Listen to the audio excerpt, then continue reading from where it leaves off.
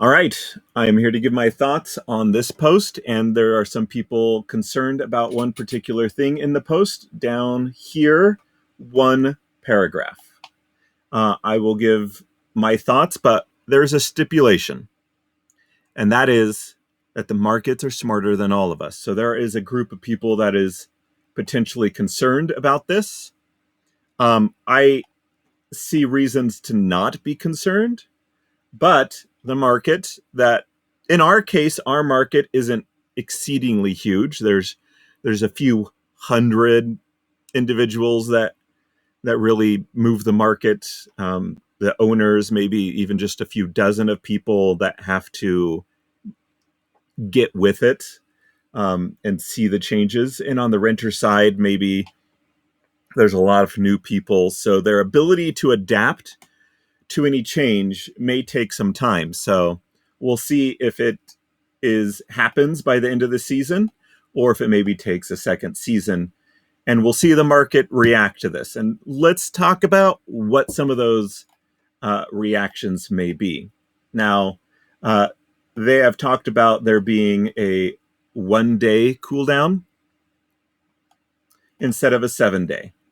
What are the potential impact of that? We'll talk about that. But the bigger thing that people are talking about is let's read it. In order to help prevent the exploits that the 7 day cooldown period was meant to address, which no longer will exist, the season reward loot chest will be changed to be based on the player's current league at the end of the season, rather than the highest league achieved during the season. Okay? So that'll be at the end of this present season, which is in 12 days. And let's talk about it. So it's two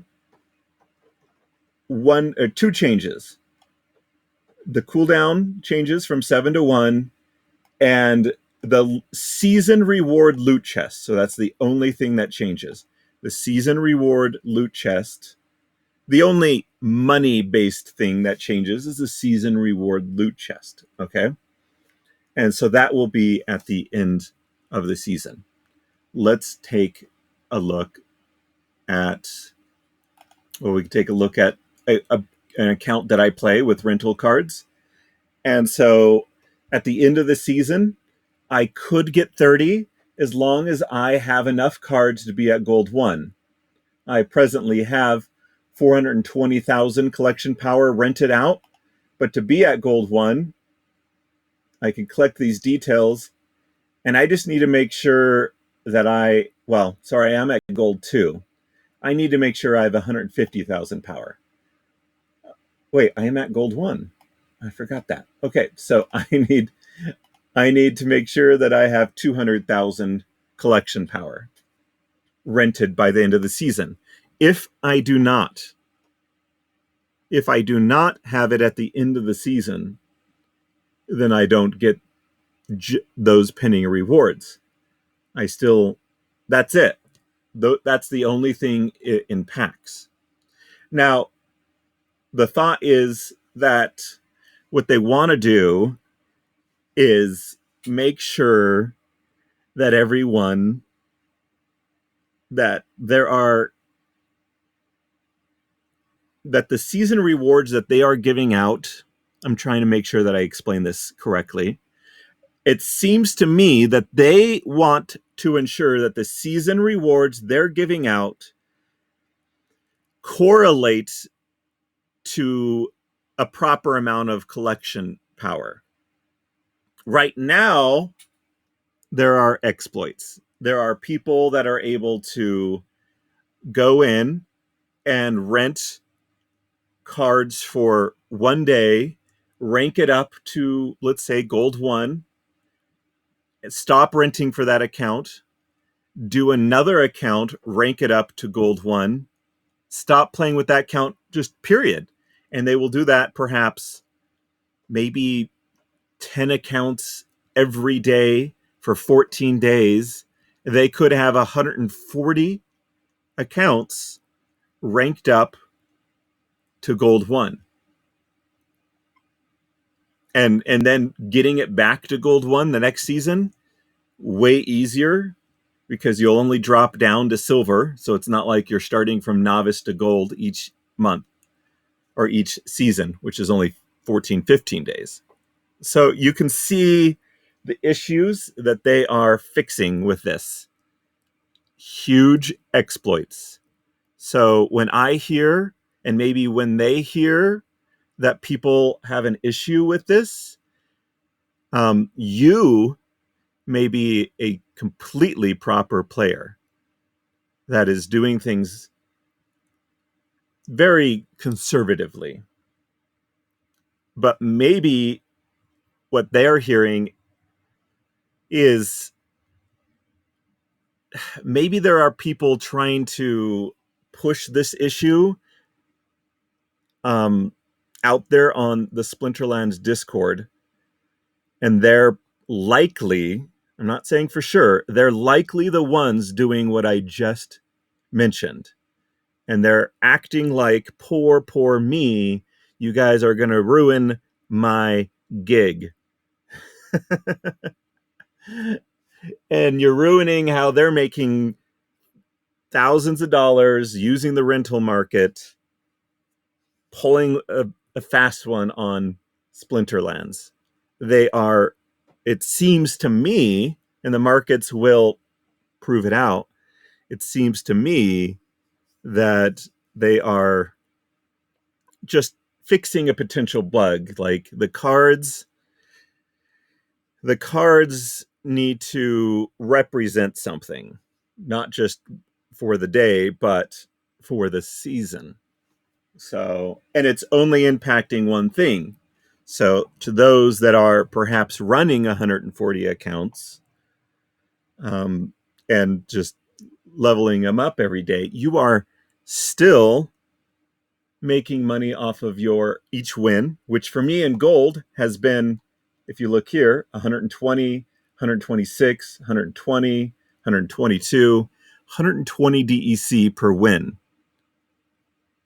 120 DEC per win. 40 cents per win. So don't mind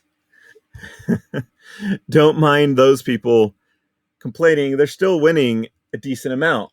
And they can still win their daily quests just fine.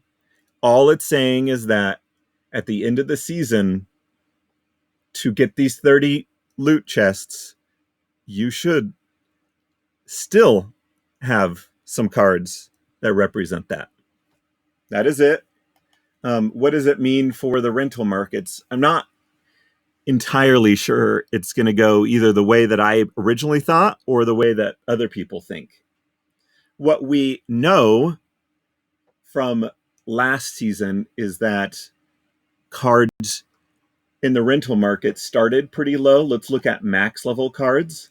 So these days, and it's hard to know for certain because Splinterlands has not given us an API to understand the price of rented cards. And that's as easy as that. Like, we don't really know what the price of rented cards are, but we know what they are listed, and here they are. So we are looking at, we're going to sort it. So last season, at the end of the season, you couldn't find a max level card for this low. Again, these aren't the best ones, but below 10, that was unheard of. And at the end of the season, it goes up. So the question is, are cards way underpriced right now during the season, or are they overpriced at the end of the season? Now, I think perhaps it could be a mix of both, that being below 10 is probably underpriced, especially with the amount that you can earn from each win, having a max level. And I'm just at gold. I'm not even at diamond. The amount that you can win each day is quite a lot, more than what you're paying. So, but perhaps at the end of the season, it is also goes up to too high of a price. if we look at just legendaries, it seems like some of these are normal-ish prices. So I'm not exactly sure, but it seems like the huge impact is on golds. Um, some of these golds, now the legendaries are still pretty high. They actually seem at a decent price. There just isn't, if you look here, there just isn't anything available. There's no cards available for rent. There's no max cards. Oh, we need to turn that off. Let's refresh. People weren't renting max golds. They were renting level 1 golds and getting several of them, even if they were the same one, just to boost their collection power. So we got to refresh the page. Give me a moment. Sorry about that. So we're going to look at golds, and we are going to look at epics. Okay, there we go. That's a little bit better. And so 13, at the end of last season, we saw these much higher than 13. For collection power, you don't really care about which card it is. Maybe you care about the edition, but you know. So, and then you go to rare, 1.3. These were, I can't remember, 4 or 5, and commons were 1.5, I believe. So they're all way low. So no one is even renting these during the season. They're just worried about their collection power at the end of the season. So, yeah.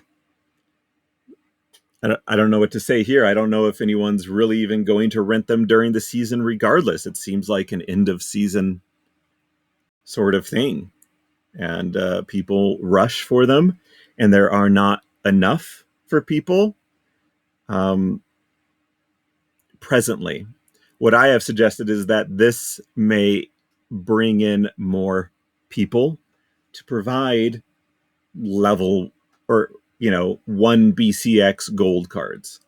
So so to recap my thoughts, and I'd appreciate other thoughts on the matter, it seems to me that with rentals, they are 1-day rentals, so why have a cooldown of more than 1 day? It should be on par with what the rental system is, which is 1 day, and there are many reasons for it being 1 day, because markets need to be able to react.